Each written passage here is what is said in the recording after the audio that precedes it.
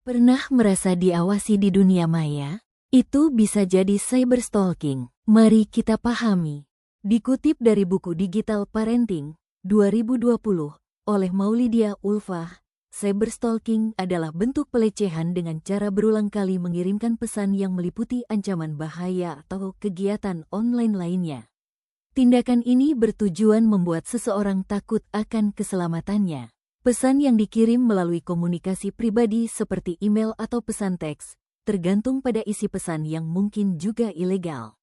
Sementara itu, menurut buku Etika Profesi Teknologi Informasi dan Komunikasi 2022 oleh Maniah dan Iraf Sopan, cyberstalking merupakan kejahatan yang dilakukan oleh seseorang untuk melecehkan orang lain dengan cara menguntit ataupun mengancam pihak yang dituju dengan memanfaatkan media komputer seperti email.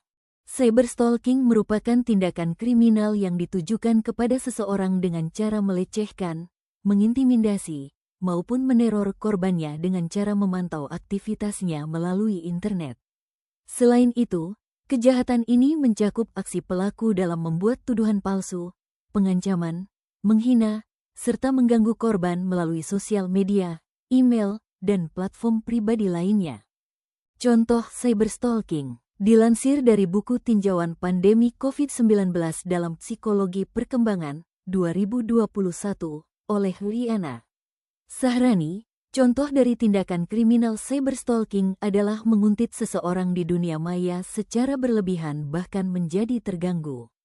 Biasanya pelaku cyberstalking melakukan tindakan stalking dengan cara berkomentar pada status, foto, atau unggahan dari korban dalam akun media sosialnya.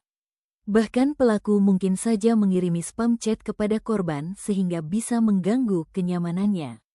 Pelaku juga biasanya meneror rekan, teman dari korban dengan cara mengirim pesan kepada temannya untuk bisa mendapatkan informasi secara mendalam tentang korbannya.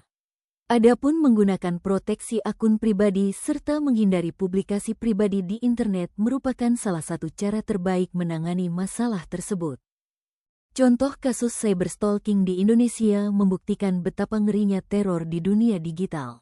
Pertama, kasus Afriyani Susanti. Pasca insiden kecelakaan maut, ia dan keluarganya menjadi target penguntitan massal oleh netizen.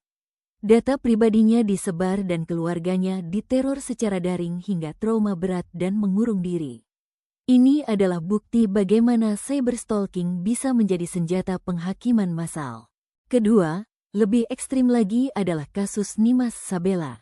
Hanya karena kebaikan kecil memberikan uang jajan Rp5.000, Nimas dikuntit oleh teman SMP-nya selama 10 tahun. Pelaku membuat ratusan akun palsu untuk memantau aktivitasnya, meneror, melecehkan dan mengirim pesan obsesif setiap hari secara konsisten di media sosial Nimas. Dua kasus ini menunjukkan bahwa cyberstalking bukan sekadar iseng, melainkan kejahatan serius yang merusak mental dan merampas rasa aman korban. Melihat maraknya kasus seperti ini, edukasi mengenai keamanan siber menjadi sangat krusial. Inilah yang melatar belakangi munculnya Cyber Academy, sebuah startup edukasi yang berfokus pada pengembangan literasi dan skill keamanan siber di Indonesia. Cyber Academy merupakan salah satu bagian dari layanan Cyberamid. Layanan ini berfokus untuk mengembangkan pengetahuan individu dalam bidang keamanan siber dan keamanan informasi. Cyberacademy.id menyajikan pelatihan membahas aspek-aspek keamanan, risiko dan dampak, kontrol keamanan hingga strategi keamanan siber dan keamanan informasi dalam organisasi.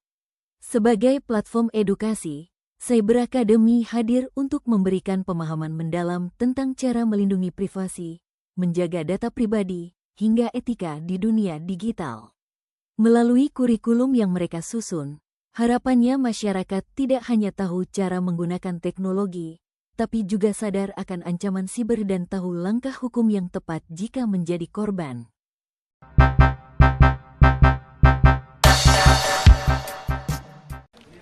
Wih, makan apa tuh, Kur? Enak banget kelihatannya. Makan pasta nih gue, biar kelihatan kayak orang luar negeri. Ngomong-ngomong nih ya, Gue agak khawatir deh sama jejak digital yang pernah gue tinggalin di dunia maya. Yang dari zaman dulu. Kenapa emang? Tumben banget sih. Gue takut aja sih kalau tiba-tiba data-data pribadi gue disalahgunakan gitu, Kur. Lo tahu doxing kan? Gue takut banget. Mana gue lupa lagi dulu pernah punya akun di mana aja. Coba search aja nama lo di Google. Nanti biasanya muncul semua tuh akun-akun yang lo punya. Ya ah, gue coba dulu. Kalau gue biasanya yang udah lo lakuin tadi. Cari nama kamu di Google untuk tahu seberapa banyak informasi yang memuat nama kamu di Google. Hapus dan diaktifkan akun media sosial yang sudah tidak kamu gunakan. Atur settingan keamanan pada seluruh medsos yang kamu miliki. Batasi izin aplikasi untuk mengakses fitur tertentu saat kamu menginstal aplikasi. Gunakan mode incognito saat kamu melakukan penelusuran di internet. Dan hapus cookie dan riwayat pencarian pada browser yang kamu gunakan. Wih, mantep nih, Kuri. Nanti gue coba deh ya. BTW, makasih ya. Belajar cybersecurity hanya di Cyber Academy. Kesimpulannya, kasus Nimas dan Afriani adalah peringatan bahwa ancaman digital bisa menyerang siapa saja. Disinilah peran penting Cyber Academy sebagai startup edukasi untuk membekali kita dengan literasi dan skill keamanan siber. Karena di dunia digital, perlindungan terbaik adalah pemahaman yang kuat. Mari lebih waspada dan bijak dalam berinternet.